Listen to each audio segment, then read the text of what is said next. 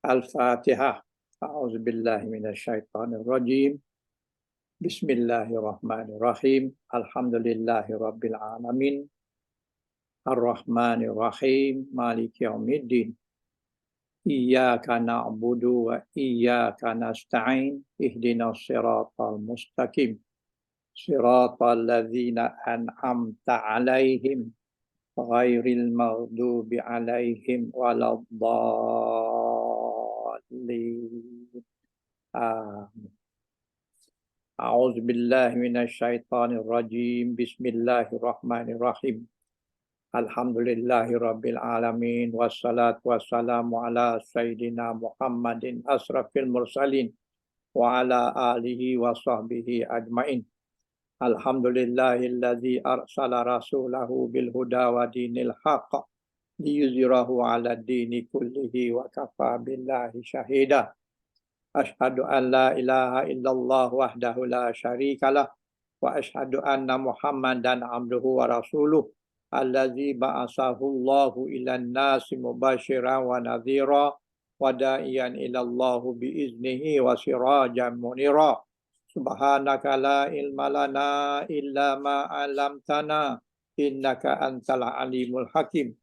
Rabbi shrah li sadri wa yassir li amri wahlul 'uqdatam min lisani yafqahu qawli. Allahumma inna nas'aluka ilman nafi'an wa rizqan thayyiban wa amalan mutaqabbala. Rabbighfir lana wa tub alaina innaka antat tawwabur rahim. Allahumma shalli ala Muhammad wa ala ali Muhammad kama shallaita ala Ibrahim wa ala ali Ibrahim wa barik ala Muhammad wa ala ali Muhammad kama barakta ala Ibrahim wa ala ali Ibrahim fil alamin innaka Hamidun Majid. Amma ba'du. Alhamdulillah, syukur kepada Allah Taala dengan kehendaknya, dengan keizinannya. Alhamdulillah kita dapat berjumpa lagi pagi ini untuk meneruskan pembelajaran kita dalam ilmu nahwu dan syarah. Dan tajuk kita sekarang ni adalah Asmaul Mansubah. Maknanya nama-nama mansub ataupun perkataan-perkataan yang berbaris mansub tu apa sebabnya. Jadi kita dah belajar ada 12 sebab. 12 sebab kenapa perkataan tu berbaris mansub.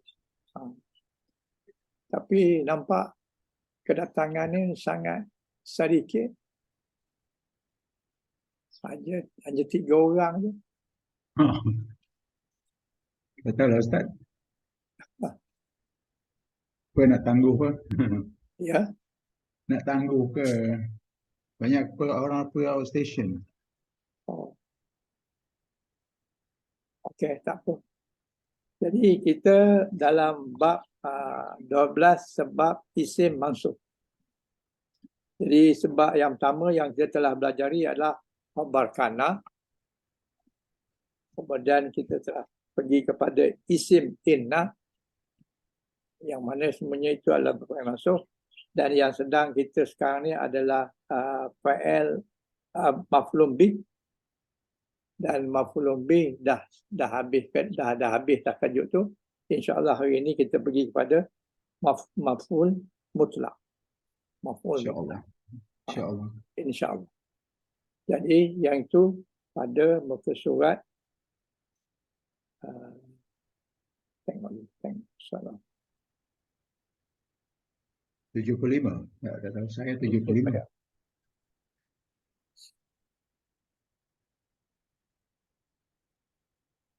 Muka surat 75. Tapi sebelum tu ada tamrin yang perlu dibuat oleh tuan-tuan lah. Siapa yang nak buat boleh buat lah. Tapi kalau dia buat lebih baik sebab dia lebih faham lah. Sedangkan dia punya jawapan dah ada dah sekali. Jadi tak ada masalah apa-apa. Jawapan soalan dia muka surat 70. Kemudian jawapan dia 71, 72, 73, 74. Itu semua jawapan dia. Jadi kalau tak faham, tengok saja kepada jawapan dia. Saya harap-harap tuan-tuan buatlah walaupun dah ada jawapan, tetapi buatlah supaya melamakan ingatan. Kalau tidak, kalau tak buat, sekejap je habis. Luput. Okey, kita pergi kepada tajuk baru hari ini, iaitu maf'ul mutlak. Maf'ul mutlak. Maf'ul mutlak ni apa dia?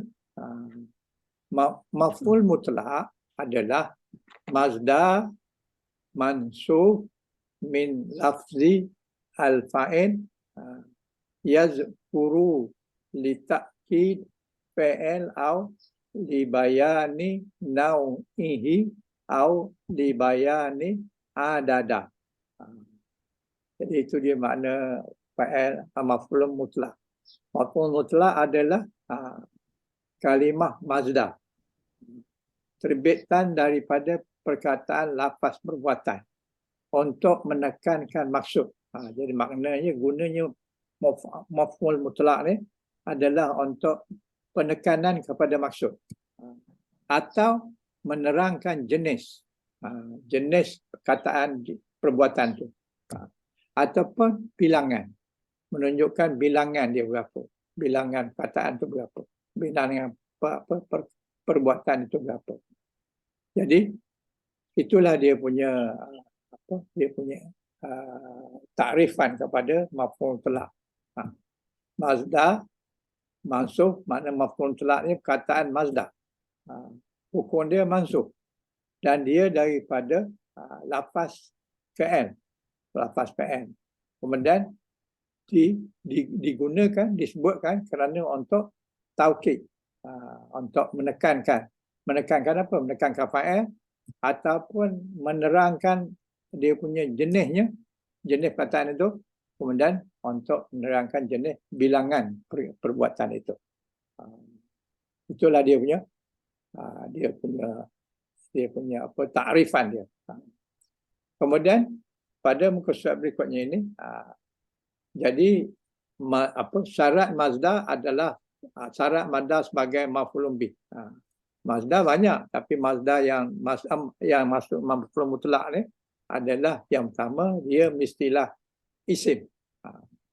Dia mesti isim. Kemudian dia mesti baris mansub. Jadi isim berbaris mansub. Kemudian dia duduk di tempat ketiga di dalam tasrif fa'il. Tasrif fa'il maknanya di sini yaji'u salasa fi tasrif fa'li. Tasrif fa'li apa dia? Macam inilah, perkataan perbuatan madhi, kemudian diikuti dengan mudhari', kemudian diikuti dengan maf'ul mutlak. Jadi kedudukan dia dalam takrif ini ataupun dalam tasrif ini adalah yang ketiga. Jalasa yajlisu julusan. Julusan ni maknanya kedudukan. Kedudukan ini adalah mazdar. Tapi mazdar ini oleh kerana dia mengulangi perkataan sebelumnya, jalasa, julusan ni perkataan yang sama, jadi dia adalah sebagai maf'ul mutlak. Maf'ul mutlak barisnya mesti atas.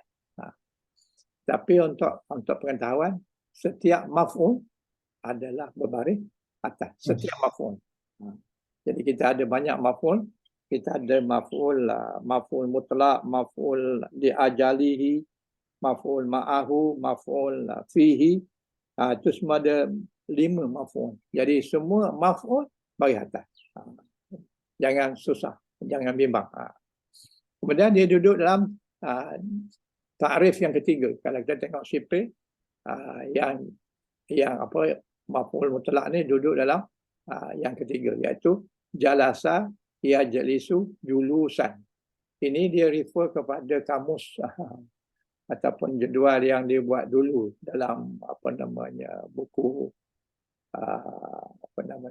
buku nahwu yang biasa digunakan lah. Tapi sekarang ni benda ni dah tak berapa, tak mestilah yang maf'ul mutlak yang ketiga, kerana ada yang lain lagi isi seperti fa'il maf'ul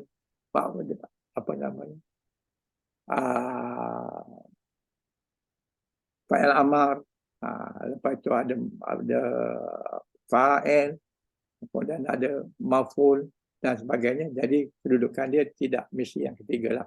Tapi oleh kerana kita refer pada buku yang lama, buku namanya apalah, Nahwu Wadih, Wahnu Wadih, kedudukan dia macam tu. Kalau kitab lah, kataba maknanya dia telah tulis. Ya ketubu maknanya sedang menulis. Tulis. Dia sedang menulis. Kitabatan tu maf'ul mutlak. Jadi dia dapat jadi maf'ul kerana dia mengulangi perkataan sebelumnya. Perkataan fa'il. Kalau dia ulang perkataan fa'il tu, kemudian dalam bentuk masdar, maka dianya adalah maf'ul mutlak. Jadi kembali kepada dia punya takrifan. Maf'ul mutlak tu asalnya daripada fa'il, kemudian disebutkan maf'ul mutlak tu kerana apa? Taukid, untuk menguatkan fa'il, ataupun untuk menerangkan jenis perkataan tu, dan juga untuk menerangkan bilangan perkataan tu. Itu dia punya kedudukan dari segi dalam tasrih. Tasrih yang lama-lama semua diikut cara macam ni. Tapi tasrih yang dua ni, yang ayat ni lain pula dia punya. Tak mestilah ikut. Tapi orang macam mana pun kita nakkan tasrih dia. Jadi kita ikutlah. Kemudian maf'ul mutlak tu ada jenis dia. Jenis yang pertama ataupun terdiri daripada 3 bahagian. Yang pertama, muakkadu lil fa'ili. Maknanya untuk menguatkan fa'il. Untuk menguatkan, menekankan makna fa'il. Kemudian yang kedua untuk menerangkan nau'in. Nau'in yang maknanya jenis fa'il. Kemudian yang ketiganya untuk menerangkan angka, bilangan. Contoh yang ringkas di sini, maukidu lil fa'il itu menguatkan maksud perbuatan sebagaimana surah 80 ayat 25. Inna sababnal ma sabba. Jadi sabba di sini sesungguhnya kami mencurahkan air dari langit. Itu air hujan lah, mencurah lagi langit. Sababna maknanya fa'il madhi lah tu. Kami telah mencurahkan. Mencurahkan apa? Alma sabban, dengan curahan yang banyak. Jadi di sini sababna tu asalnya adalah sababa. Kemudian diulang semula sabba tu sababa. Sabban. Sabban itu ada sabdu. Maka dia perkataan asalnya sababa. Sababa. Kemudian diulangi. Diulangi dalam bentuk masdar. Jadi sababa. Sababa maknanya curahan yang banyak. Jadi sesungguhnya kami telah mencurahkan air tercurah dari langit dengan banyak. Jadi sabah dengan sabban tu, sabah tu menerangkan ataupun menguatkan perkataan sabah benar. Itulah digunakan maf'ul mutlak. Itu juga contoh yang kedua menunjukkan jenis perkataan, iaitu ayat yang ke-33 surah 33 ayat 41. Izkuru apa? Izkurullaha zikran katsira. Maknanya berzikirlah kepada Allah zikran. Kemudian katsira. Katsira itu adalah dia punya zikran. Ini zikir, ini zikran ni adalah dia punya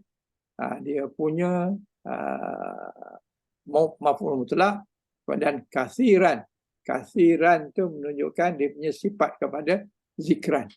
Jadi maknanya kasiran tu menguatkan zikran, dan zikran tu pula menguatkan izkuru. Ini fa'il madhi, fa'il amar. Tak nampak letak apa? Tak nampak? Tak nampak letak? Ya, apa siapa? Tak ada suara, tak ada orang bersuara. Tengok nota Ustaz. Ah, Tengok nota. tak nampak ya? Tidak semuanya hadir. Oh. Sekarang? Sekarang okey. Ada. Ada dah. Okey. Ah. Tak ada orang beritahu tak nampak. Okey, tak apalah. Okey. Jadi contoh mubinu makna keterangan, li nau'i jenis, fi'li jenis fa'il. Jadi izkurullaha maknanya berzikirlah kamu. Kamu ni ramai pasal wa alif ni, berzikirlah kamu kepada Allah zikran. Jadi zikran. Zikran ni adalah dia punya maf'ul mutlak. Dan kasiran itu adalah sifat pada zikir, menerangkan kataan zikir. Jadi kasiran itu menerangkan jenis zikir, jenis zikir. Jenis daripada kataan zakara maknanya zikir, kemudian izkuru fa'il amar kepada mereka, kemudian zikir kepada siapa? Kepada Allah. Dan zikran tu adalah dia punya maf'ul mutlak, manakala kasiran tu adalah dia punya keterangan kepada zikir. Maknanya bukan zikir sekali, bukan Allahu Akbar sekali saja, tidak, tetapi zikran kasiran. Jadi kasiran itu menunjukkan banyak, menunjukkan jenis kataan perbuatan itu adalah zikir, dan dia punya itu banyak, sifatnya banyak, bukan sekali. Kemudian yang menerangkan lil adadi, menerangkan dia punya bilangan. Sebagai contoh di sini, ini bukan ayat Quran, contoh ajalah. Zurna maknanya zara maknanya menziarahi. Zurna, kami telah menziarahi apa? Masjidah. Jadi adalah maf'ulun bih. Masjidah maf'ulun bih. Rasuli itu adalah mudhafun ilaihi. Zaurataini, 2 kali. Kami telah menziarah masjid Nabi 2 kali ziarah. Jadi zaurataini itu adalah maf'ul mutlak, dan peranannya adalah untuk menerangkan bilangan. Berapa kali dia punya lawatan tu? 2 kali. Jadi ini contoh yang paling mudah lah. Saya harap semua orang tak ada masalah dengan masalah ini, dengan perkara ini. Tapi kalau ada masalah, boleh timbulkan. Boleh kita berbincang. Ada? Kalau tak ada, saya teruskan. Okey Ustaz, okey. Okey. Jadi yang pertama, contoh di Al-Quran, mauqidu lil fa'il. Contoh di mana perkataan maf'ul mutlak ini dalam Quran yang berperanan sebagai ma'akidu ataupun taukid, mentaukidkan fa'il, iaitu pada ayat surah yang keempat, surah An-Nisa, iaitu ayat yang ke-164. Wa kullama Allahu, maknanya telah berbicara, telah bercakap Allah, Musa takliman. Takliman ni adalah maf'ul mutlak untuk membuatkan perkataan kalama. Kalama ni fa'il madhi, telah berkata Allah dengan Musa. Musa ni lawan ataupun Musa ni adalah dia punya muhatab, maknanya bagi atas lah. Takliman ni maknanya dengan pembicaraan, bukan sekali cakap je, bukan hey, how ataupun bukan assalamualaikum je, tetapi banyak perkataan yang Allah bercakap dengan Nabi Musa. Sehingga Nabi Musa akhirnya dilantik oleh Allah SWT menjadi Rasul. Dapat je jadi Rasul, terus diberikan kerja, iaitu pergi kamu berdakwah kepada Firaun. Jadi sudahlah disuruh pergi jumpa Firaun dan disiapkan pula dengan bekalan-bekalan untuk menghadap Firaun. Dengan ular, tongkat dia jadi ular lah, tangan dia bercahaya lah dan sebagainya. Jadi makna takliman ni berbicara dengan panjang, dengan banyak, bukannya satu patah dua, tetapi Ada-ada lah ni Ustaz. ya, Ada-ada lah. ini bukan ada-ada ni, ini adalah mauqid, muakidu. Makna takliman ni bukan menunjukkan ada-ada, tapi menunjukkan kuat. Maknanya kalama mana Allah bercakap dengan Musa. Bukan satu perkataan, tapi banyak perkataan. Percakapan yang lama. Dan percakapan yang bukan sembarang percakapan. Iaitu dia dilantik oleh Allah Subhanahu Wa Taala menjadi Rasul. Jadi Rasul ni bukan lantikan manusia. Bukan melalui pilihan raya. Bukan. Tetapi dilantik. Allah sendiri lantik. Jadi Allah tahu siapa nak lantik. Siapa yang boleh buat kerja itu dan sebagainya. Maka Allah lantik. Jadi dalam lantikan itu, Allah bercakap dengan Nabi Musa. Dan percakapan itu bukan sekejap. Bukannya sembarang percakapan. Tapi merupakan wahyu. Ataupun merupakan arahan-arahan dan lantikan menjadi Rasul. Dan juga kerjanya suruh berdakwah kepada Firaun. Jadi wakallama itu adalah fi'il madhi. Fi'il madhi asalnya kalama. Kalama kalau ada tambah sabdu. Jadi kallama. Kalau kalama dia telah bercakap. Kallama dia telah bercakaplah, dia telah bercakaplah. Dan sabdu itu menunjukkan dua belah pihak. Kalau kalama tak maknanya tidak menunjukkan dua belah pihak, tapi tambah dengan kallama ada sabdu. Kalau ada lupa, tengok balik jadual. Jadual yang ada dalam buku yang tuan-tuan beli dulu. Yang ada yang tanda tambah sabdu. Sabdu ni tambahan. Asalnya tak ada sabdu. Asalnya 3 huruf. Kalama. Tapi tambah sabdu menjadikan dia tu berbalas-balas lah. Maknanya Allah cakap, Musa jawab. Dan Musa tanya pula Allah pula jawab. Jadi kalama berpasangan ataupun berbalas-balas. Dan Musa takliman. Takliman ni adalah dia punya masdar daripada kalama. Kalama takliman.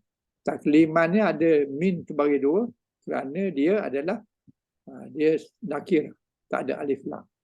Apabila tak ada alif lam, bagi 2 ujung, maka kena tambah alif. Jadi takliman.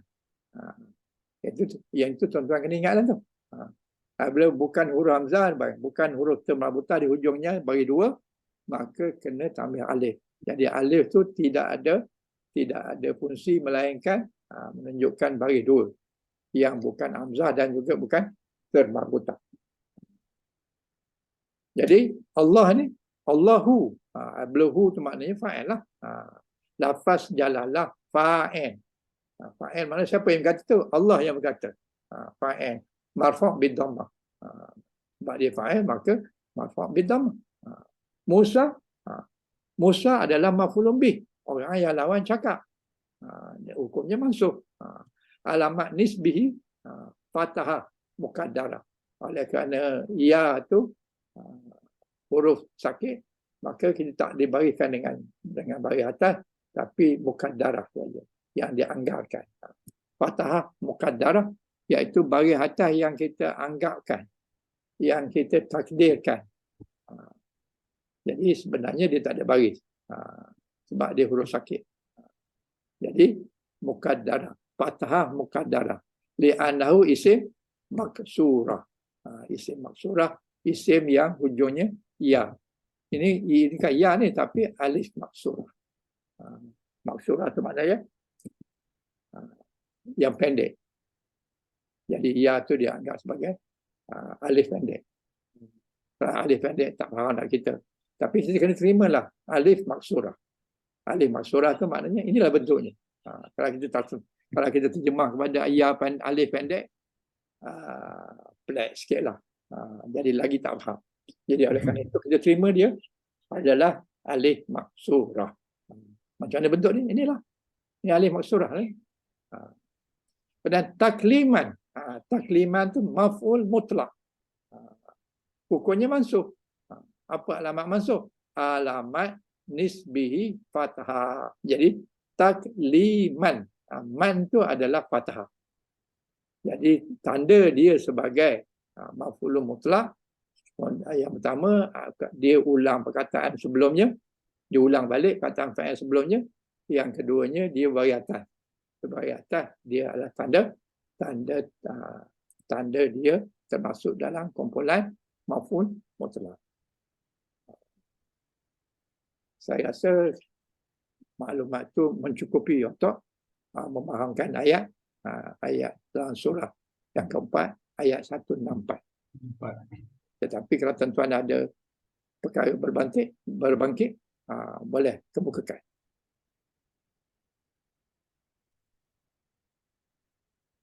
Tak ada? Tak ada perkara yang sama-sama. Tak ada. Tak ada orang nak bagi tahu. On lah dia punya mic, barulah boleh bagi tahu. Kalau mic tak on, dia tak dengar suara dia. Okeylah, kita bersangka baiklah. Senyap tu maknanya faham lah tu. Okey, kita pergi pada muka surat berikutnya.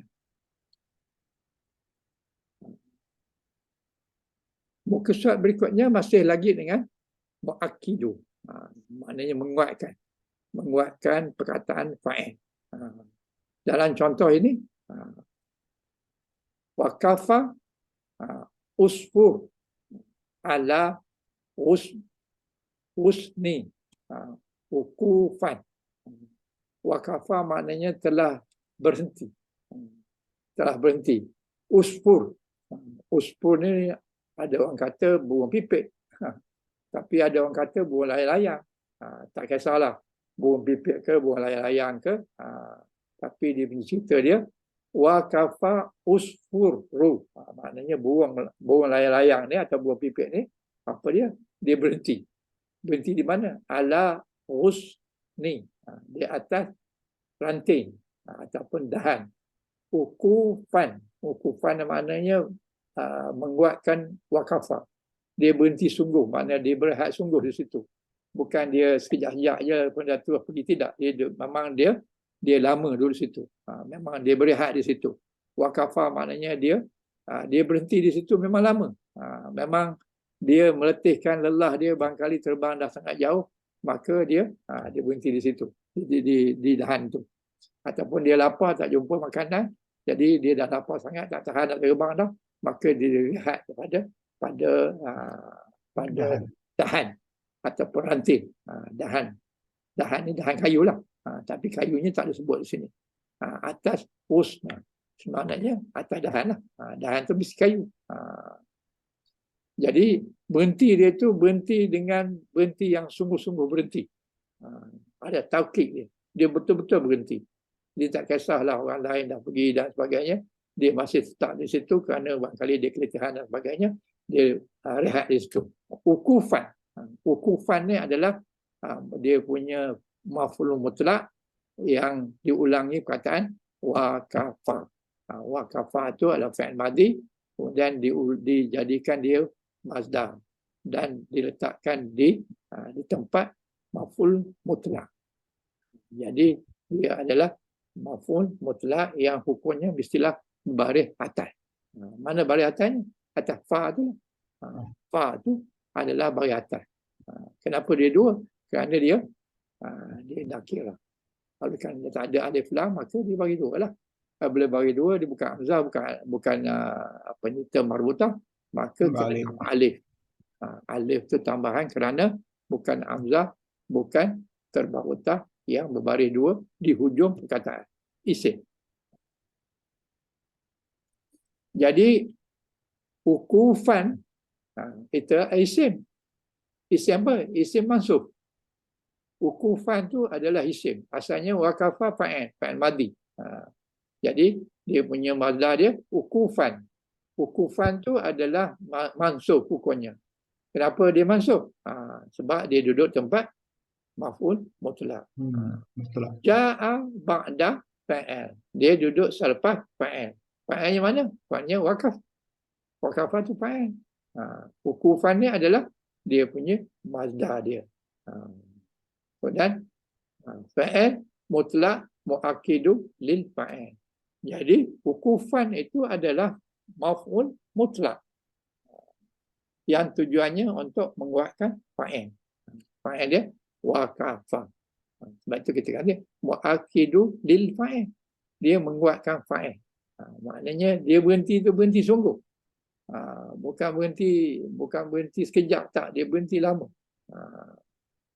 Jadi sebab itulah wukufan. Wukufan tu menunjukkan bahawa menguatkan perkataan fa'il tu. Fa'il dia wakafa. Jadi kita panggil lil mu'akkidu lil fa'ili. Itu dia punya maksud wukufan daripada wakafa. Kemudian contoh yang kedua, rafa'tu. Rafa'tu maknanya di perkataan rafa'a. Rafa'a tu makna angkat. Rafa'tu, saya telah angkat. Dalam ayat ini bermaksud saya telah buang. Apa yang dia buang? Azar. Azar tu maknanya apa dia? Azar ni benda buruk. Benda yang menghalang ataupun benda yang bahaya. Anit tariq, daripada jalan. Raf'an. Raf'an maknanya dia punya mazhar daripada rafa'a. Rafa'a dia punya fa'il madhi. Raf'an adalah mazhar. Oleh kerana perkataan yang sama, maka dia bertujuan untuk menguatkan makna rafa'a. Rafa' tu maknanya saya angkat ataupun saya membuang duri di jalan. Bagaimananya yang dia buang tu bukan satu. Bukannya satu duri yang boleh angkat gitu saja, tapi maknanya mungkin pokok tumbang di jalan, dia terpaksa gunakan chainsaw nak potong dulu, dah potong dia cincang-cincangkan dahan dia dan daunnya, kemudian barulah ditolak ke tepi. Maknanya bukannya ibarat macam ada paku tengah jalan, kita ambil letak ke tepi atau kita buang ke tempat lain. Bukan itu. Kalau itu kita tak panggil raf'an. Yang itu kita panggil rafa'ah je lah. Jadi ini rafa'an maknanya dia mengulangi atau menguatkan maksud rafa'ah. Rafa'tu. Aku telah membuang. Apa yang dibuang? Duri. Di mana? Tepi jalan. Kemudian raf'an, iaitu pembuangan. Jadi raf'an di sini adalah isim mansub. Isim mansub. Mansubnya atas ain tu. Raf'an. Ja'a ba'da fa'il min lafzihi. Kemudian maf'ul mutlaq mu'akkidu lil fa'il. Jadi raf'an itu adalah isim mansub. Isim mansub dia adalah mazhar. Kemudian dia datang sesudah fa'il. Fa'ilnya mana? Fa'ilnya rafa'tu min lafzihi, daripada lafaznya. Kemudian dia duduk tempat maf'ul bih dan hukumnya adalah mansub, dan dia adalah mu'akkidu lil fa'il. Peranan dia adalah untuk menguatkan maksud rafa'tu. Itu yang ke mu'akkidu lil fa'il. Tujuan yang pertama, menguatkan perbuatan. Okey. Okey, saya teruskan sebab tak ada siapa yang beritahu dia nak beri pandangan, maka saya teruskan. Kemudian yang kedua, dia punya tujuan dia adalah mubinu li nau'i fi'li, iaitu untuk menjelaskan dia punya jenis perbuatan. Nau'in. Nawa' ni adalah jenis. Jadi contohnya dalam ayat 54, surah 54 ayat 42. Iaitu mereka itu siapa? Firaun telah mendustakan ayat-ayat kami kesemuanya. Maka kami ambil di sini maksudnya seksa mereka dengan pengambilan yang pengambilan, kemudian maha perkasa, maha perkasa, maha kuasa. Azizun Maqtadir. Jadi kazzabu bi ayatina kulliha. Maknanya mereka itu mendustakan ayat kami. Kami di sini adalah Allah. Maknanya sesudah Nabi Musa dengan Nabi Harun berdakwah kepada Firaun, semuanya dakwah Nabi itu ditolak. Kazzabu bi ayatina kullaha. Maknanya semua ayat-ayat kami yang diterangkan oleh Nabi Musa dan Nabi Harun tu, Firaun dan golongannya dan orang-orang dia adalah menolak, membohongkan, mendustakan ataupun tak terima. Kazzabu tu menunjukkan ramai. Ini fa'il madhi. Kazzabu, mereka telah mendustakan bi ayatina, ayat-ayat kami, iaitu apa yang dibawa oleh Nabi Musa. Kullaha, semuanya ditolak. Tak ada satu pun yang terima. Tak ada satu yang dia percaya, tak ada satu pun yang dia beriman. Semua perkataan yang dikeluarkan oleh Nabi Harun dan Nabi Musa itu ditolak, dibohongkan. Malah dikatakan dua Nabi ini tujuannya nak ambil negara dia, nak ambil negeri dia. Jadi fa'ahaznahum, maka kami ambil. Perkataan ahaza fa'il madhi, kemudian sambung dengan fa'ilnya na tu kami itu Allah. Fa'ahazna, maka kami ambil dia, mereka dan ambil dengan sungguh-sungguh ambil di sini bukan maksud maknanya ambil masuk ke dalam penjara ke, bukan, tapi ambil di sini adalah seksa. Kami seksa mereka itu siapa? Biasa dia Firaun dan juga dia punya kaumnya yang melawan Nabi Musa dan Nabi Harun. Azizin tu maknanya maha perkasa. Tindakan seksa yang daripada maha perkasa dan maha muqtadir, yang maha kuasa, perkasa dan kuasa. Jadi kalau orang yang sangat perkasa dan sangat kuasa, tindakan dia sudah tentu teruk, sudah tentu hebat, sudah tentu sangat menyakitkan. Dan sebagaimana kita tahu dalam sejarahnya, lepas itu Firaun dengan tenteranya dibenamkan ke dalam laut ataupun dimatikan di dalam laut. Barangkali Laut Merah lah tu. Kalau ikut sejarah tu kita tengok Laut Merah yang berdekatan dengan Semenanjung Sinai. Jadi Semenanjung Sinai itulah yang sekarang ni Yahudi suruh orang Palestin lari ke Sinai. Sinai itu daripada zaman Nabi Musa lagi dah tak ada pokok, tak ada makanan, tak ada air, tak ada penghidupan. Di situlah dia suruh orang Palestin ni duduk kat situ. Negara Palestin yang sekarang ni dengan mewahnya, dengan subur dan sebagainya, dia hendak. Dan yang sangat dia hendak tu ada khazanah minyak petrol di bawahnya, yang mana Yahudi tak boleh nak ambil sekarang ni sebab adanya orang Palestin di situ. Jadi dah halau orang Palestin, suruh duduk tempat yang kering kontang. Kemudian dia nak ambil tempat tu dan dia nak ambil khazanah yang ada di bawah bumi Palestin. Itulah zalim dan jahatnya golongan ataupun bangsa Yahudi ini. Bangsa Yahudi ini jahat bukan sekarang ni, malah sejak lagi dulu lagi. Daripada mula-mula lagi dia dah memang orang jahat. Dia mula daripada Nabi Yaqub. Nabi Yaqub tu ada 10 orang anak dengan isteri yang pertama, dan isteri yang kedua ada 2 orang anak. Isteri yang kedua tu Nabi Yusuf dan Bunyamin. Anak yang pertama tu 10 orang. 10 orang itulah yang jahatnya, yang membuat perkara onar, membuat perkara-perkara sebagaimana yang kita baca dalam surah Nabi Yusuf. Surah Yusuf. Surah Yusuf bermula dengan Tuhan beritahu bahawa Nabi Yusuf ni bermimpi. Bermimpi bahawa ada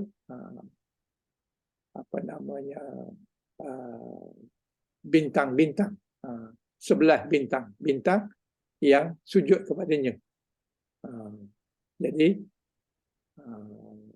kemudian dia beritahu ayah dia beritahu kepada Nabi Yusuf, awak jangan cerita kepada abang-abang awak yang 10 orang tu. Kenapa ayah dia cakap? Maknanya di situ ayah dia dah tahu bahawa abang-abang dia memang orang yang suka buat benda-benda tak baik. Kalau tidak, apa dia beritahu? Jangan beritahu abang dia. Mesti ada sebab. Sebabnya Nabi Yaqub dah tahu bahawa mereka ini akan melakukan perkara yang merosakkan. Iaitu dia nak bunuh adik dia tu Yusuf. Dan dia campak dalam perigi itu tujuan nak bunuh lah. Jadi adik dia sendiri pun dia nak bunuh. Ini perangai bangsa Yahudi. Apa lagi orang lain yang jauh pertaliannya. Walaupun mereka itu satu keturunan. Daripada Nabi Ibrahim 2 orang ada anak dia yang belah yang tua itu adalah yang bernama Nabi Ishmael. Dan anak dia yang belah Sarah itu anak dia Nabi Ishak. Dari Ishak keluarlah Yahudi. Daripada Ismail terjadilah bangsa Arab. Jadi kedua-dua itu adalah bersaudara. Tetapi bangsa Yahudi ni dia kan peduli yang tu. Adik dia sendiri pun dia nak bunuh. Dan contoh yang terbaik yang kita tengok dalam Quran sebagaimana dalam surah Yusuf. Jadi kalau kita fahamlah surah Yusuf tu, kita boleh buat sikap yang betul terhadap kaum Yahudi. Memang jenis orang yang jahat. Bukan itu saja, malah selepas itu dia banyak membunuh nabi-nabi. Banyak membunuh nabi-nabi. Maksud Nabi Zakaria, Nabi yang seangkatan dengan Nabi Zakaria, semua mereka dibunuh. Bukan bunuh cara tembak, tapi bunuh dengan cara kejam, kegaji kepala hingga terbelah dua. Itulah jahatnya Yahudi ini sejak dari dulu sampai sekarang, boleh jadi sampai hari kiamat. Itulah perangai dia. Jadi kalau macam tu, takkanlah kita nak menyebelah kepada belah Israel. Walaupun banyak negara-negara sekarang ni semua menyebelahi Israel, yang menyebelahi belah yang kena zalim ni tak ramai mana pun. Malah mereka dikatakan sebagai teroris. Dia nak memperjuangkan negara dia, tempat dia, rumah dia, tanah air dia, harta dia dianggap sebagai teroris. Sedangkan kawan tu dah takluk Palestin tu daripada atas lagi betul habis tu dia dah ambil sampai ke selatan. Dia yang paksa dengan cara bunuh dan sebagainya, dengan halau dan sebagainya. Tetapi dia kata orang yang jahat. Dia tidak. Dia orang baik. Jadi itulah dia perangai orang Yahudi. Jadi tak peliklah kalau dia bunuhnya budak-budak, kanak-kanak, orang perempuan, orang tua, orang yang tak berdaya, orang kayu dan sebagainya. Habis dia bunuh. Tujuan dia nak hapuskan etnik, hapuskan bangsa yang selain daripada Yahudi yang duduk di kawasan itu. Okey, kembali kepada kita kataan Ahza. Ahza ni maknanya adalah dia punya Mazda. Mazda mestilah Mazda, kemudian dia duduk di tempat mengulangi perkataan sebelumnya. Kazabu bi'atina, fa'akhazna. Ulang lagi ahza. Jadi pengulangan itu adalah merupakan maf'ul mutlak. Tujuan dia untuk menunjukkan jenis perbuatan. Mengambil apa? Mengambil dengan ambilan yang serius. Ambilan yang betul-betul ambil. Maknanya dia diseksa dengan betul-betul diseksa. Jadi Firaun dan kaumnya telah pun diseksa. Bukan saja seksa Itu tapi seksa sehingga semuanya habis serentak sekali. Maknanya Allah menghapuskan Firaun dan tentera dia sekali hapus. Maknanya kesemuanya, tak ada yang tinggal. Semua Firaun dan ahli-ahli askar tentera dia semua habis. Sehingga negeri itu berpindah tangan daripada Firaun kepada Nabi Musa. Jadi Nabi Musa lah yang layak mewarisi negara Mesir di waktu itu. Jadi maf'ul mutlak ahza itu adalah maf'ul mutlak, dia adalah perkataan mazdar dan hukumnya mansuh sebab dia duduk di tempat maf'ul mutlak. Alamat mansuh dia fathah. Fathahnya mana? Fathahnya ahza. Atas za itulah fathahnya. Dan hazaf tanwin li idafah. Kemudian ahza ni tak ada, dia ni apa namanya, nakirah. Kalau nakirah, kenapa tidak za terbagi dua? Jadi jawapannya adalah dia ni adalah isim daripada perkataan fa'il. Fa'ilnya fa'ahza. Kemudian bila isim mestilah ada bagi dua. Sebab dia nakirah. Sebab tak ada alif lam sebelumnya. Yeah. Tetapi dia buang dia punya bagi dua, tinggal bagi satu. Kenapa?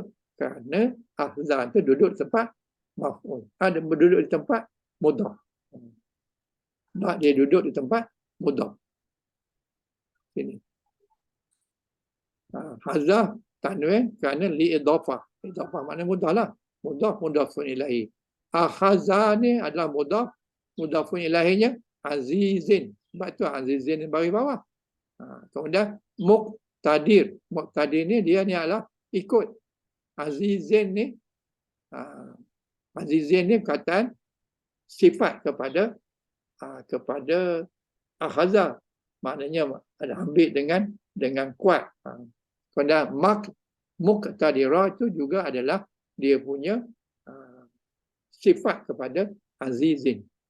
Yang azizin ni maf'ulun bih.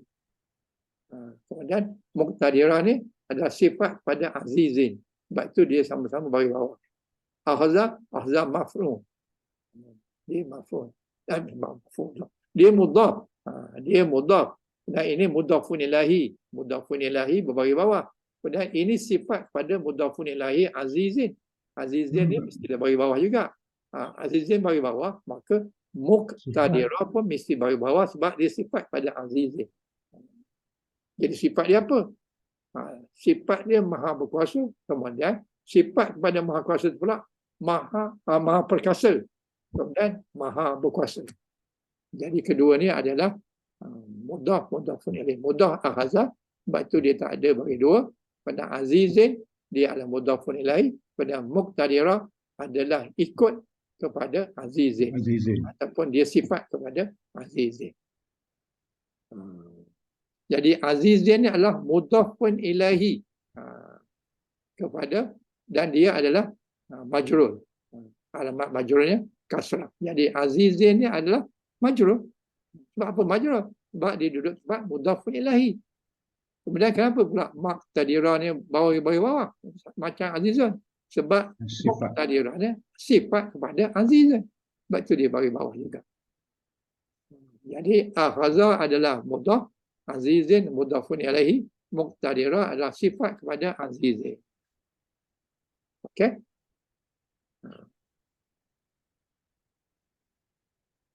Ada perkara berbangkit? Kalau tak ada muqtadirin ni tak apa kan Ustaz? Azizin. Boleh, tak ada apa-apa. Tak apa-apa. Tapi dia menguatkan lagi lah azizin dia ni. menguatkan lagi dia punya azizin. Dia punya kataan sebelumnya. Akhaza tu adalah daripada ahazna tu ambil. Jadi maknanya ahazna tu seksa. Kemudian seksa tambah dengan dia punya mutlak. Jadi seksa yang teruk. Lepas tu nak cerita pula sudahlah ada diseksa dan penyeksanya adalah Allah. Allah yang mengeksa mereka. Dan Allah tu sifat dia aziz dan muqtadira. Jadi sifatnya hebat. Jadi kalau sifatnya orang yang menyeksa itu orang yang sifatnya hebat, maka seksanya dah tentulah benda yang sangat dahsyat. Sangat dahsyat. Ini adalah pengajaran kepada kita supaya jangan melawan Allah. Jangan bersifat dengan sifat Firaun. Semua ayat Allah ditolak. Jadi sekarang ni ramailah orang yang bersifat macam ni, menolak semua benda ayat-ayat Allah semua tolak. Termasuklah golongan Yahudi. Jadi Yahudi dengan Firaun lebih sama. Malah Yahudi sekarang ni lebih dahsyat daripada Firaun. Zaman Firaun dia bunuh anak laki-laki yang baru lahir. Zaman sekarang ni Yahudi bukan bunuh laki-laki saja. Laki-laki berbunuh, perempuan dia bunuh, budak kecil dia bunuh, budak besar dia bunuh. Sama ada anak laki-laki ke anak perempuannya, semua dia bunuh. Orang tua dia bunuh. Orang tak berdaya, orang kaya pun dia bunuh. Itu lebih teruk daripada Firaun. Jadi yang lebih teruk daripada Firaun, tunggulah.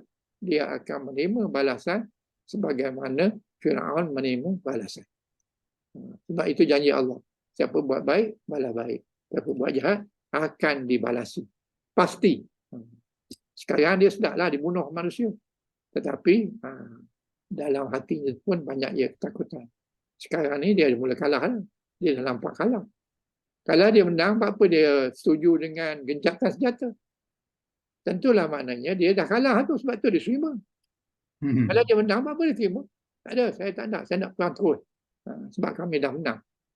Tapi sekarang kenapa dia setuju dengan gencatan senjata? Dia dah kalah teruk. Maksudnya dia sudah kalah. Tinggal lagi dia kata dia menang. Dia kata dia menang, tak apalah. Dalam berita-berita CNN dan sebagainya, dia kata yang kalahnya adalah orang Palestin. Orang dia menang. Tetapi sebenarnya orang dia lebih ramai mati daripada orang Palestin mati. Orang Palestin mati yang ramainya bukan askar. Yang mati itu adalah orang awam. Budak-budak kecil. Budak-budak yang belum balik dan sebagainya, yang baru lahir pun habis dibunuhnya. Sampai ke hospital, dia bom sekolah, dia bom. Takkanlah askar duduk dalam sekolah. Duduk dalam hospital. Jadi menunjukkan bahawa dia lebih jahat daripada Firaun.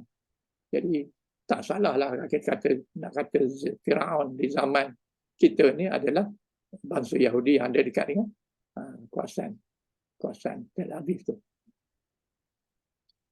Okey. Ya Ustaz, tapi yang apa? Yang mencabar undang-undang Islam di Kelantan ni tak murtad ke? Saya tak ikuti sangatlah, tapi tahu lah sikit-sikit dia punya ceritanya. Jadi ceritanya dia tu tak puas hati dengan undang-undang yang dijatuhkan oleh Mahkamah Syariah di Kelantan. Dia dikenakan tindakan lah. Jadi dia tak puas hati. Dia tak puas hati, dia pergi buat rayuan ke mahkamah rayuan. Patutnya dia pergi ke mahkamah sivil. Mahkamah syariah lah.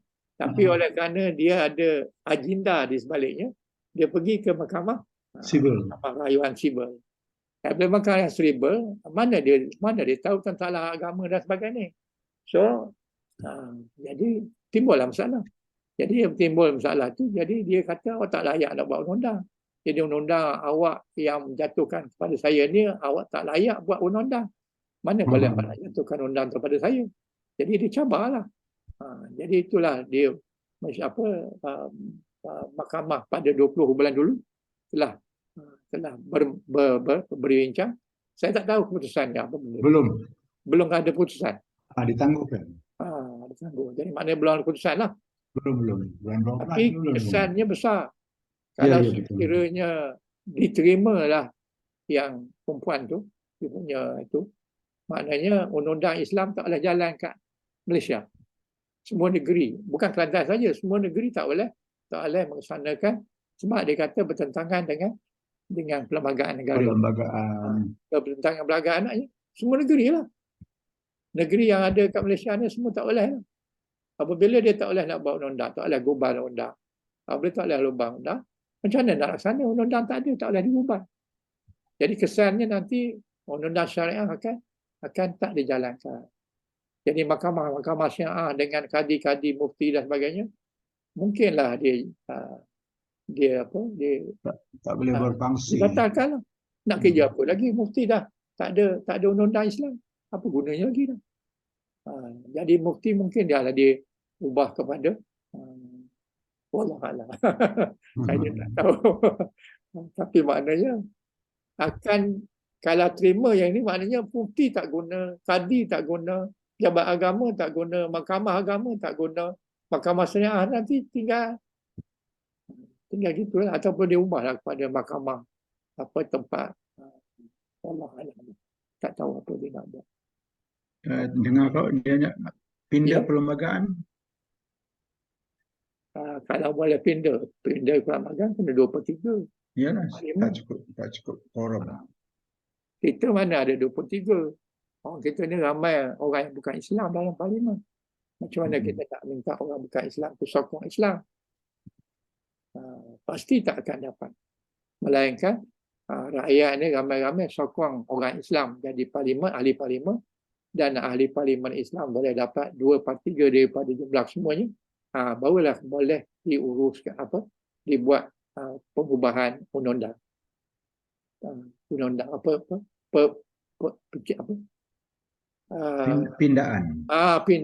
pindaan undang-undang di peringkat negara.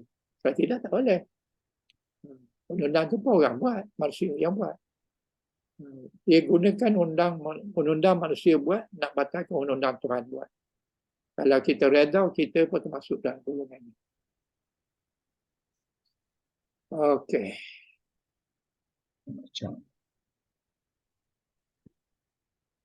Okey. Muka surat 81. Al-mubinu li naw'in lil fa'il. Jadi maknanya masih lagi B. B ni untuk menerangkan dia punya jenis perbuatan. Jadi dalam contoh ini bukan Al-Quran. Kanak-kanak bergembira dengan kedatangan hari raya perayaan dengan kegembiraan yang meriah. Yafrahu maknanya dia telah gembira. Siapa dia tu? Al-tiflu. Al-tiflu maknanya kanak-kanak lah. Al-tiflu. Ashfahu al-tiflu. Tiflu ni adalah muzakkar. Sebab itulah yafrahu muzakkar.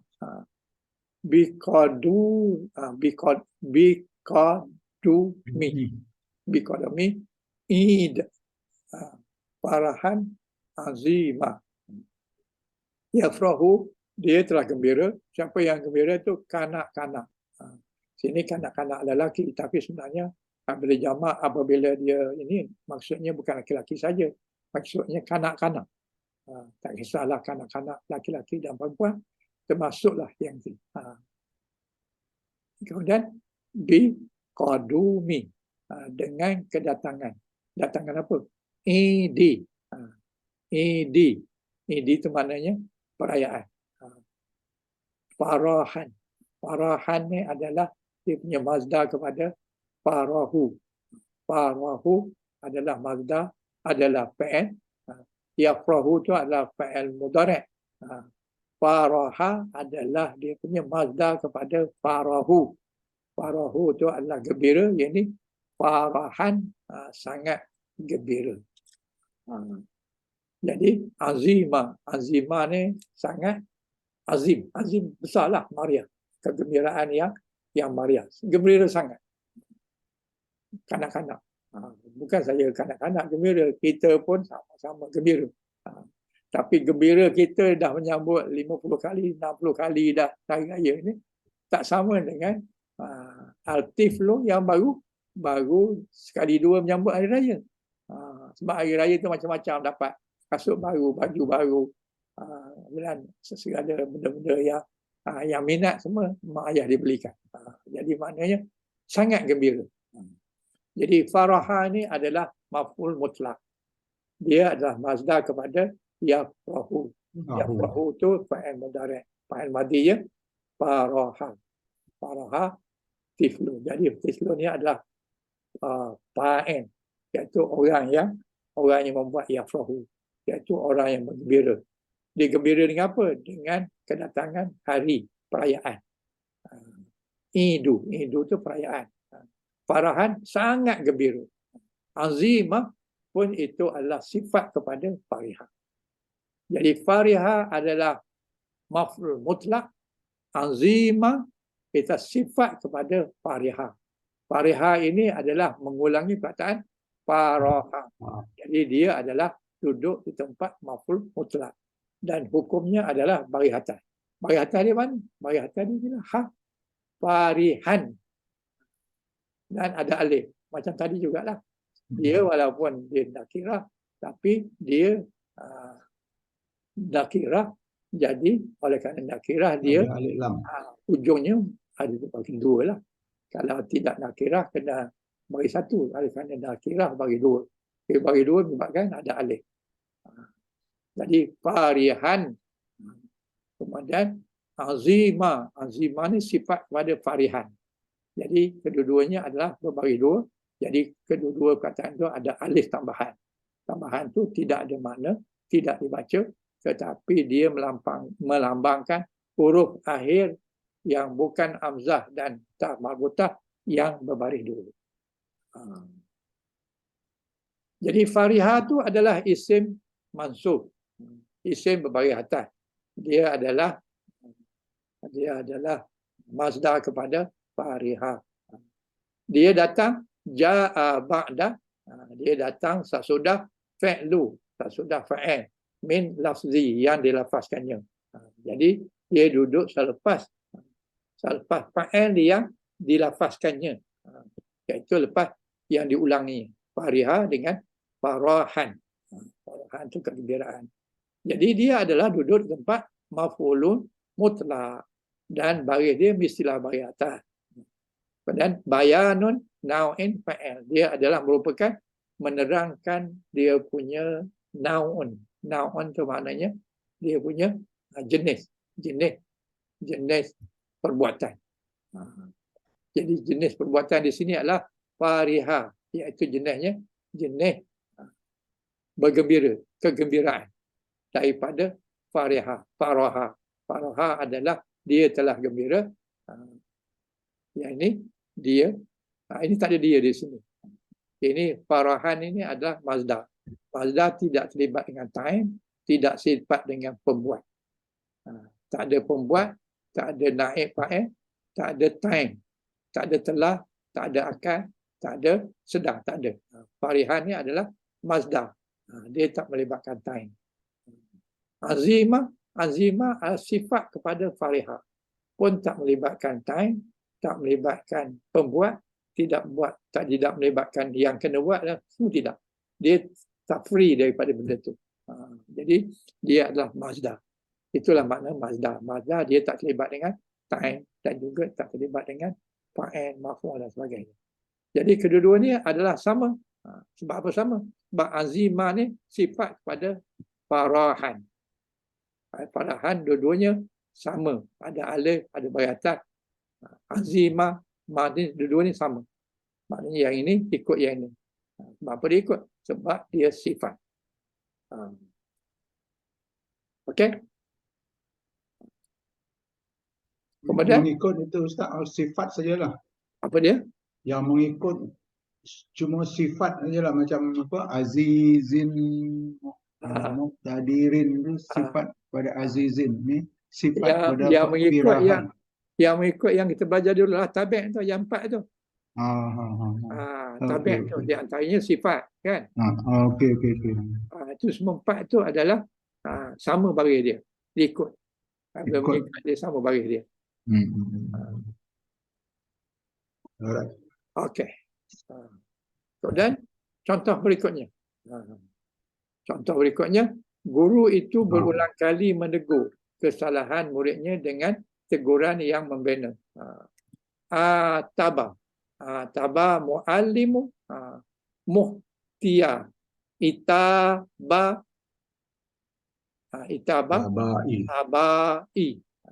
abai. Jadi ataba maknanya menegur. Ataba. asal katanya tabah. Kemudian tambah alif. Kan kita ada tambah 1, tambah 2, tambah 3. Ya. Ini tambah 1. Apa tambahnya? Alif. Bila alif maknanya menunjukkan apa maksud bila kataan fa'il 3 huruf tambah alif. Jadi tabah. Asalnya tabah. Tabah. Jadi ini membawa maksud berulang. Ataupun boleh juga bermaksud berpasangan, berbalah-balah. Atabah. Jadi atabah maknanya berulang-ulang. Mana tanda ulang-ulangnya? Alif tu. Atabah. Atabah saja maknanya dia telah. Yang ini pun dia telah juga, tapi telah berulang-ulang. Apa yang berulang-ulang? Guru tu memberi ingatan. Telah berulang-ulang guru tu beri ingatan. Ingatan apa? Anak murid dia buat salah. Muhti'ah. Muhti'ah maknanya maknanya kesalahan. Itaban dengan sungguh-sungguh punya ingatan. Aba'u. Aba'i ni asal katanya ayah. Tapi ini bukan maksud ayah.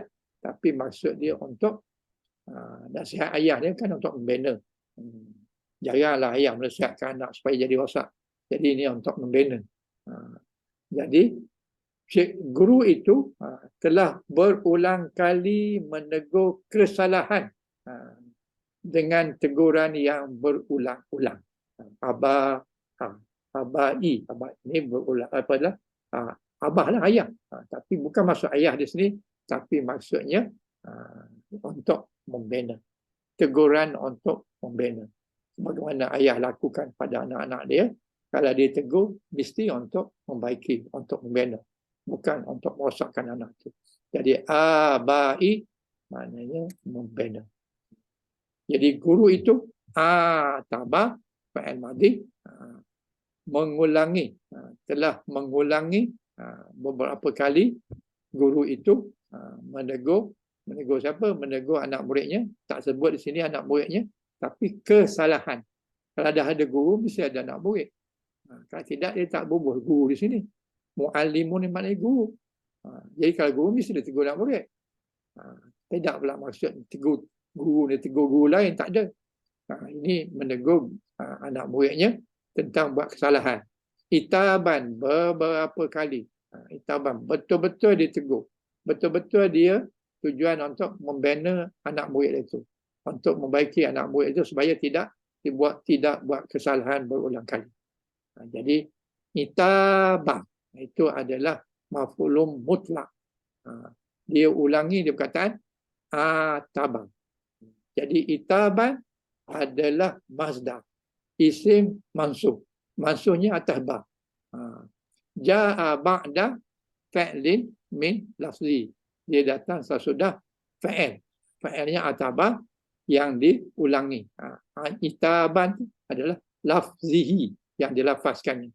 Jadi dia ini adalah maf'ul mutlak. Jadi apa tujuan maf'ul mutlak sini? Bayanu nau'in fa'il. Menunjukkan jenis fa'il. Jenis fa'il itu adalah membaiki. Ulang. Itulah peranan guru. Sentiasa menegur berulang-ulang supaya anak murid ini menjadi orang yang baik. Okey. Ada perkara berbangkit? Ustaz, saya nampak yang ni, Ya. yang ni dua contoh ni seakan-akan macam yang A tu, mu'akkidu lil fi'li tu. Nampak Saya tak nampak nauk dia tu, dia punya jenis tu saya tak nampak. Saya nampak macam menguatkan fa'il. fi'il tu yang pertama tu dia ulang macam yang A tu. Ya, Saya nampak betul. macam tu. Betul. Saya pun sangka begitu juga. Tapi kalau kita tengok lagi contoh-contoh yang lain, nanti kita akan dapat banyak perbezaan dia. Jadi benda ternampak macam sama. Yang sama tu yang susah kita nak fikir, nak kelaskan dia ni sebagai naung ke, atau sebagai taukid ke dan sebagainya. Tapi yang atas itu sebagai taukid. Yang ini sebagai menunjukkan jenis kataan. Jenis kataan dia di sini adalah perbuatan menegur, perbuatan gembira. Yang tadi menguatkan. Ada perbezaan dia. Yang ini menguatkan. Bukannya tujuan jenis, tapi ini menguatkan perkataan waqafa. Waqafa tu adalah dia berehat, dia berhenti. Wukufan ni maknanya dia betul-betul duduk. Jadi kalau kita ambil katakan dahala jannah. Dahala tu masuk. Tapi kalau dia punya mutlak dia duhulun atau fa'il atau wazan fu'ula. Jadi wazan fu'ula ataupun ukula. Jadi kalau masuk maknanya duhul tu maknanya kemasukan, betul-betul masuk. Duhul jannah, betul-betul masuk di dalam syurga, bukannya duduk kat koridor, tapi dia betul-betul masuk ke dalam syurga. Kalau duhul tu maknanya betul-betul masuk. Perkataan asalnya dahala jannah. Kemudian hujungnya ada duhul. Duhul tu maknanya dia benar-benar dia masuk dalam syurga. Bukannya dia duduk luar je. Bukan dia nampak-nampak lagi jauh, dia tidak. Betul-betul masuk. Jadi yang ini untuk menguatkan. Manakala yang kita sedang bincang ni, dia adalah jenis, menerangkan jenis. Menerangkan jenis, sebab tu dia sekalikan dengan sifat. Azimah, jenisnya farihah. Kemudian yang ini atiban, jenisnya abai. Abai ni maknanya membina, membaiki. Jadi ini jenis menunjukkan jenis. Yang tadi menunjukkan taukid. Okey? Jadi bezanya nampak macam lebih kurang. Tapi kalau kita halusi, insya-Allah kita dapat dia punya perbezaan dia. Okey, kita pergi yang ke C. Ini yang ke B yang ini tadi. Ini yang C. Yang C ni apa? Mubinu lil adadi. Iaitu menunjukkan bilangan. Jadi contoh yang kita ambil di sini, contoh di dalam Al-Quran. Iaitu surah 69 ayat ke-14. Dan diangkat bumi dan gunung ganang. Lalu dihancurkan keduanya sekali kehancuran. Jadi ayat 96, ayat yang ke-14. Wa humilat ardu wal jibalu faqad padukatan dakatan wahidatan. Wahumilut maknanya telah apa? Telah diangkat. Hamil telah diangkat. Wahumilatil ardu. Sepatutnya ini wahumilat. Sebab apa? Sebab ta tu ta taknis. Ta taknis dia sepatutnya baris mati. Dia kena baca wahumilat. Tapi oleh kerana depan tu ada alif lam. Alif tu adalah hamzah wasal. Hamzah wasal ni tak dikira barisnya. Jadi oleh kerana itu dia dapat 3 mati. Ta mati, alif mati, lam mati. Jadi tak boleh nak baca. Jadi nak bolehkan baca maka dihidupkan ta, jadi ta bawah, bagi bawah. Wa humilatil ardu. Maknanya telah diangkat bumi. Wal jibal. Jibalu maknanya bukit-bukit lah. Bumi dan bukit. Telah diangkat gunung-gunung dan bukit-bukit. Padukatan. Padukatan maknanya dihancurkan. Dukatan. Kata asalnya dakata. Dakata ada sabdu. Jadi dukatan telah dihancurkan. Ada sabdu itu menunjukkan kena buat. Jadi ada dia punya maf'ul lebih je. Kalau daka aja hancur saja tak ada kembali. Tapi apabila dakatan ada sabdu, maka dia sudah menjadi, dia memerlukan dia punya maf'ul lebih. Dia memerlukan maf'ul. Jadi dukata, lepas tu dakatan. Dakatan ni adalah maf'ul mutlak. Mengulangi perkataan dukata. Dukata, dakatan. Mutlak. Kemudian wahidatan. Wahidatan ini adalah menunjukkan dia punya bilangan. Bilangan. Sekali hancur. Sekali hancur. Sekali kehancuran. Jadi maknanya telah dia angkat bumi dan langit dan jibal, bumi dan juga gunung, maka dihancurkan. Dakatan sehancur-hancurnya. Berapa kali? Sekali. Jadi ini cerita hari kiamat. Bila hari kiamat nanti, Tuhan akan angkat bumi, akan angkat bukit, ganang, gunung ganang, dan Tuhan hancurkan. Hancurkan bagaimana keadaannya? Dakatan. Betul-betul hancur. Sehingga kita baca dalam hadis, hancurnya seperti bukit itu, gunung itu dihancurkan seolah macam debu berterbangan.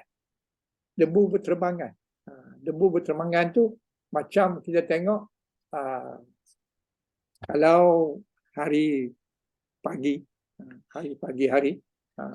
kita duduk tepi tingkap, di mana ada cahaya matahari masuk dalam tingkap, kemudian kita duduk di sisi tingkap tu, kita pandang kepada ruang pintu, ruang tingkap kita tu, kita akan nampak ada benda halu-halu saja berterbangan. Berterbangan halu-halu saja yang lahir daripada debu-debu yang ada di sekeliling tu. Begitulah keadaan bumi dan gunung bila Tuhan hancurkan sehancur-hancurnya. Dakatan. Hancur macam itulah sehingga jadi macam debu yang berterbangan. Kalau kita nak faham, tengoklah dekat tingkap belah-belah pagi hari, matahari masuk, ikut tingkap, kita tengok di dalam cahaya yang masuk tu ada kita nampak partikel-partikel yang berterbangan, ya, nampak macam kalau kita kibas dengan kain ke tangan ke, benda tu akan berpusing-pusing akibat kibatan kita. Begitulah hancurnya. Hancurnya apa? Hancurnya bumi dan juga bukit. Yang dihancurkan tu sehancur-hancurnya, yang bermaksud dakatan. Berapa kali? Wahidatan. Wahid. Sekali hancur maknanya bukanlah Tuhan tu barat macam menghancurkan ada dalam lusun batu, tumbuk-tumbuk banyak kali gitu. Tidak. Tapi sekali hancur, sekali habis, semuanya berterbangan. Jadi kalau bumi dan gunung berterbangan jadi debu macam tu, bayangkanlah manusia. Sudah tentu manusia lebih hancur daripada bukit dan buka. Wahidat. Jadi wahidatannya sifat kepada dakatan. Jadi dakatan ni maknanya sekali hancur ya habis semua. Hancur sehancur-hancur. Jadi wahidatan adalah ada bilangan. Jadi dakatan ni menunjukkan bilangannya sekali.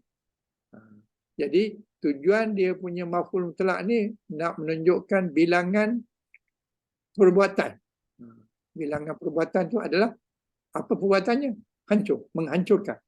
Jadi sekali hancur je. Jadi wahumilat ini adalah fa'il madhi mabni ala fathah. Itu kita dah tahulah. La attasalahu bita ta'nis. Dia bersambung dengan ta ta'nis. Ta muannas lah. Wa huwa mabni lil majhul. Dia adalah fa'il madhi majhul. Apa tanda majhul? Tanda majhul ni fa dia bagi dhamma, lam fa'ain dia bagi bawah, kemudian alif dia lam tu bagi atas, tu memang fa'il madhi lah. Jadi fa'il madhi. Tanda majhulnya huruf pertama berbaris marfa', huruf kedua bagi bawah. Itu tanda dia majhul. Majhul itu maknanya tidak diketahui siapa yang pembuat. Yang tahu yang kena buat. Kita tak tahu siapa yang buat. Tapi dalam hal ini kita tahu siapa yang buat. Yang buatnya Allah. Allah yang menghancurkan. Jadi humilat, telah dihancurkan. Siapa dia? Naib fa'il dia Allah. Fa'il dia Allah, bukan naib fa'il dia. Fa'il dia Allah, tapi naib fa'il dia adalah bumi dan juga jibal. Sebab tu kedua-dua ni bagi dhamma. Sebab dia sebagai naib fa'il kepada humilat.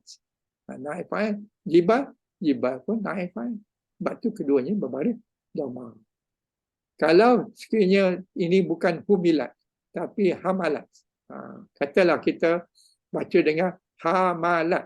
Hamalat ar. Kemudian jibal. Apa nak bagi dengan dhammah ni? Dot ni nak bagi apa? Hamilat ar apa? Ardu ke ardi ke Allah. arda. Apa yang patut kita nak baca? Kalau sekali baca dengan hamalat. Maknanya kita gunakan fa'il bukan fa'il majhul. Yang kalau jual Jawa, maknanya ini sudah jadi benda yang dihancurkan. Dia sudah jadi maf'ulun bih. Belum maf'ulun bih, mestilah bagi atas.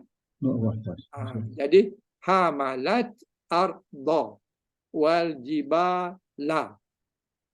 Itu kalau kita baca dengan hamalat.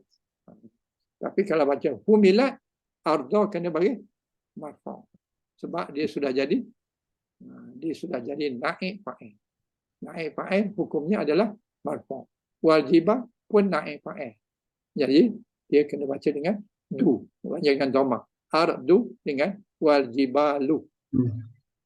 Sebab tu kalau orang baca kita dengar, kalau dia baca humilat tapi ini dengan baris atas, kita dapat tahu dia bahawa dia sudah salah baca. Sebab sepatutnya dia tak boleh dengan baris atas. Kalau sini humilat, sini kena buat baris atas. Sebab dia sudah jadi naib fa'il. Naib fa'il dia marfu'. Sebab apa naib fa'il? Sebab di sini adalah fa'il majhul. Yang tuan-tuan tahu sebab cuma saya nak ulang-ulang kembali ya supaya benda tu jadi. Boleh ingat balik. Jadi di sini disebutkan ardu. Ardu tu naib fa'il. Naib fa'il hukumnya marfu'. Ini tuan-tuan kena tengok baliklah kalau lupa. Alamat marfu' ni dhammah. Wal jibalu, wa tu wa ataf. Jibalu tu adalah isim maktub. Isim maktub kepada ardu. Isim maktub. Maktub maknanya mengikut. Ala ardu. Kenapa dia mengikut? Dia mengikut kerana dia sebagai sifat. Sifat kepada jibal dan juga sifat pada ardu. Jadi kedua-duanya adalah ardu dan juga bumi ardu dengan jibal. Kemudian dia punya apa tadi? Dia maktub. Maktub di tadi maktub maknanya jibal ni ikut ardu. Ba'da wa. Wa tu wa atah. Jadi wa atah maknanya dia mengikut ardu. Jadi apabila dia mengikut, orang yang mengikut kena sama kedudukan dia sama dengan yang kena ikut. Yang kena ikut ni adalah ardu. Yang mengikutnya jibal. Jadi barisnya kena sama. Laki-laki sama laki-laki, perempuan sama laki perempuan. Mu'annas sama mu'annas. Dan hukumnya marfu'. Mana alfa'nya? Alfa'nya rafa'u dhammatan. Jadi dhammah ni yang atas buat dan atas lam. Itu dia punya rafa' dia. Padukatan fa'atu huruf ataf. Dakatan fa'il madi mabni ala fathah. Mana fathahnya? Dakatan. Dakata. Ta tu adalah baris fathah. Itu menunjukkan dia fa'il madi. Tapi kenapa ada alif? Padukatan. Ada ta, ada alif. Kenapa alif? Siapa boleh beri pandangan? Kenapa dukata ni ada alif? Dukata ni tak ada alif. Kenapa ada alif ni? Kenapa dia tumbuh alif, dia bubuh alif di sini? Cuba Ustaz. Cuba sediakan. Dukata sebab dia dua kan musanna, ardu dengan jibal. Jadi dia dukata dia anggap macam dua. Dukata ni kan, tapi ni tu dihazafkan. Betul tak Ustaz? Tepat jawapan tu. Betul. Mumtaz jawapan dia. Jadi alif tu menunjukkan dua. Mana duanya? Satu ardu, satu juga jibal. Kalau diramat, katalah sini ardu, kemudian wal jibal, kemudian katakan ada lagi wal bahru. Bagi contoh, katakan wal bah, katakan ada bahru, ada 3. Apa perkataan di sini? Padukatan ni jadi apa? Kalau 3, bumi, bukit, laut, katakan. Jadi perkataan dukatan ni jadi apa? Ya? Duk apa katina ya? Paduk dia kalau sebab muannas dia jadi dukat ada bawah dia ta jadi huruf bawah. Macam ni tu Ustaz. Dia sebab dia dah jamak kan? Kalau jamak maknanya kena Ta tu jadi ta yang ta tu baris bawah. jadi maknanya 3 lah. 3 jamak. Ini 2 kan? Tapi kalau Kata 3 ni 2. ini untuk musanna. Tapi Kalau kalau dia jamak kalau dia banyak, maknanya dia dia kena jadi pakai jamak muannas salim. muannas salim, muannas salim. Muannas salim kena tambah Ta baris bawah. ada tambah ta depan ni. Jadi duk kata bukan duk alif ta maknanya duk kata dia berbaris apa sepatutnya?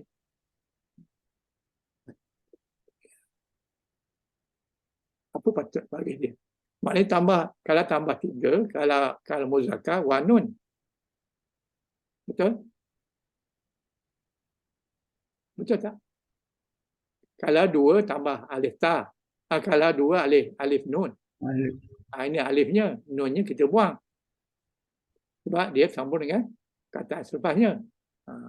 Tapi kalau muannas daripada duk kata jadi kepada 2, kepada 3. Tambah wan nun lah. Wan nun tu kalau laki-laki. Kalau perempuan tambah alif ta. Okey. Semua orang boleh ikut ke perbincangan kita ni? Kata.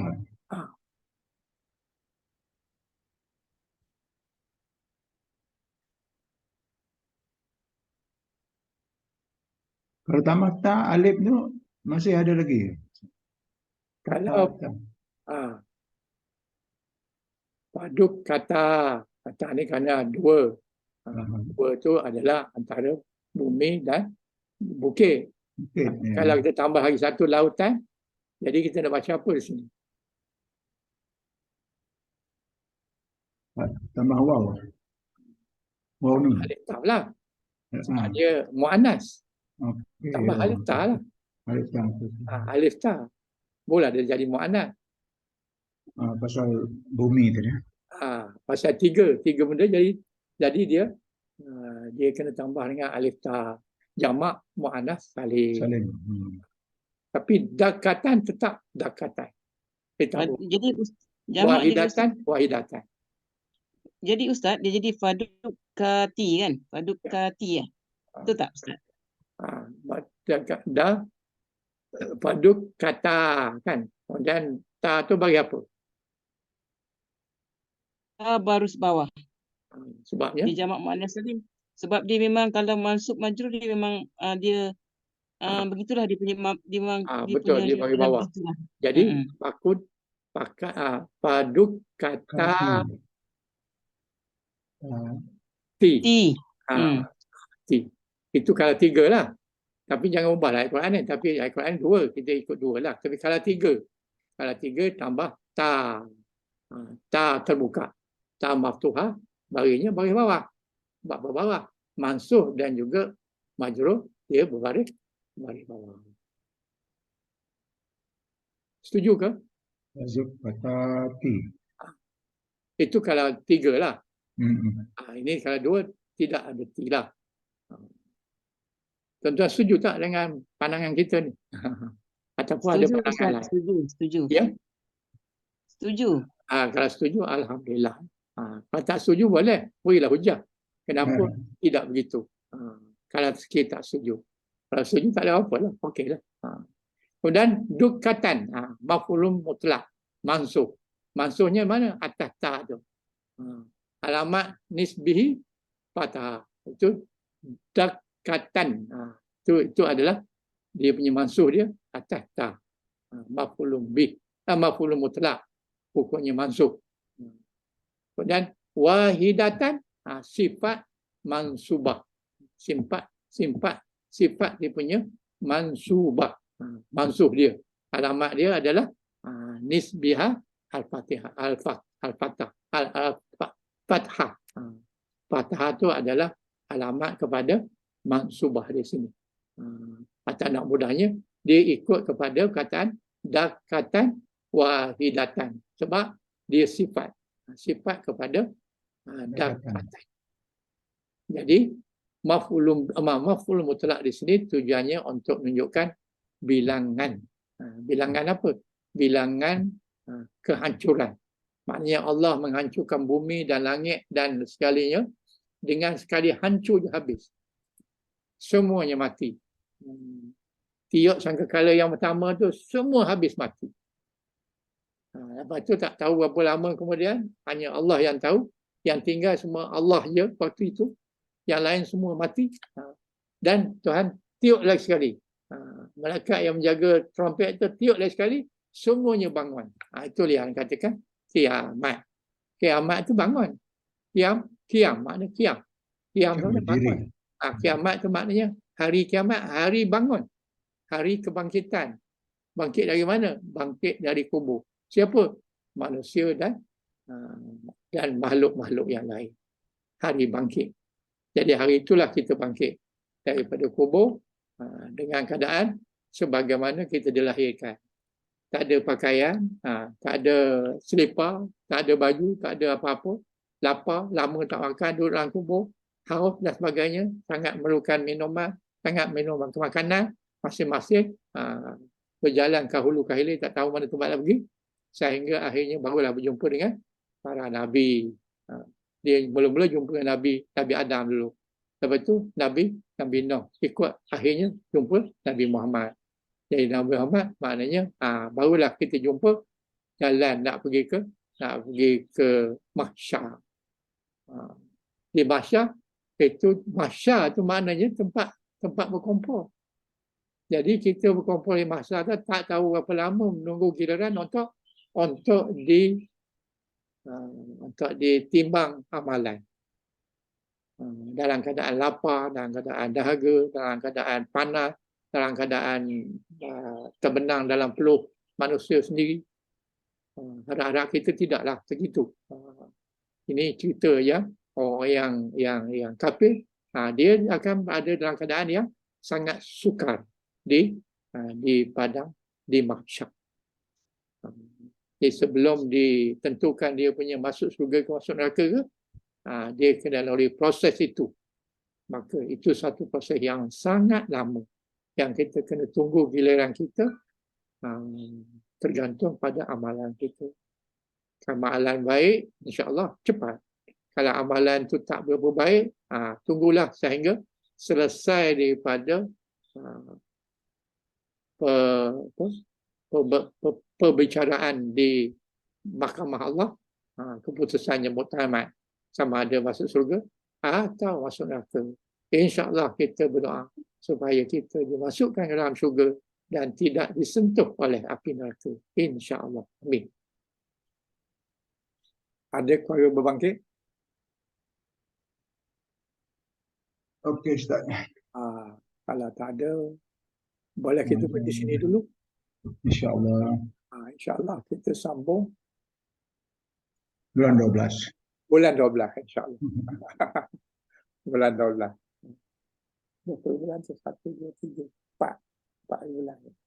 InsyaAllah. Bulan harapan, insyaAllah.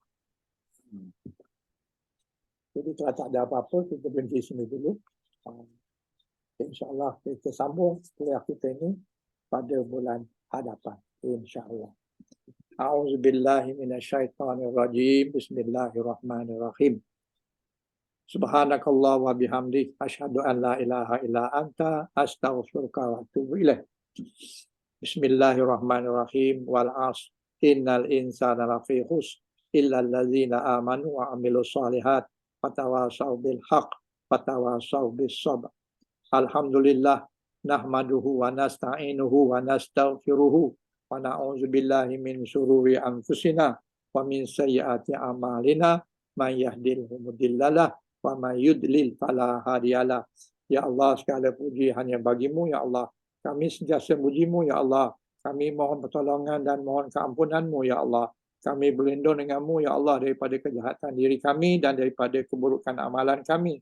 Barang siapa yang engkau beri petunjuk, ya Allah, tiada siapa yang boleh menyesatkan kami. Dan barang siapa yang disesatkan, tiada siapa yang boleh memberi petunjuk. Sesungguhnya kami berhimpun pada hari ini bagi menyatakan kesyukuran di atas kurniaan-Mu yang tidak ternilai banyaknya.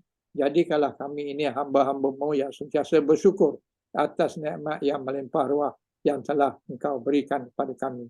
Ya Allah, Ya Rahman, Ya Rahim, Ya Ghafur, Ya Karim. Sesungguhnya Engkau Maha mengetahui bahawa kami di sini sangat ingin menimba ilmu-Mu yang sangat luas bagi menjadikan kami ini sebagai hamba-Mu yang Kau redai. Justru itu berkatilah dan rahmatilah perhimpunan kami ini, kurniakanlah pada kami ilmu-ilmu-Mu, sinarilah hati kami dengan cahaya dan hidayah-Mu, semoga dengannya kami mudah menerima, mudah menghayati dan mudah mengamalkan ilmu yang Engkau kurniakan kepada kami. Allahumma fir lana dzunubana wa li ikhwanina allazina sabaquna bil iman wa la taj'al fi qulubina ghillan lil ladzina amanu rabbana innaka ra'ufur rahim. Rabbana atina fid dunya hasanah wa fil akhirati hasanah wa qina azabannar wa qina azabannar wa qina azabannar. Rabbana taqabbal du'ana innaka antas sami'un alim wa tub alaina innaka antat tawwabur rahim. Subhana rabbika rabbil izzati amma yasifun wa salamun alal mursalin walhamdulillahi rabbil alamin. Taqabbalallahu minkum. Minkum taqabbal ya karim. Insyaallah. Terima kasih Ustaz. Terima kasih Ustaz. Assalamualaikum. Syukran. Jumpa lagi.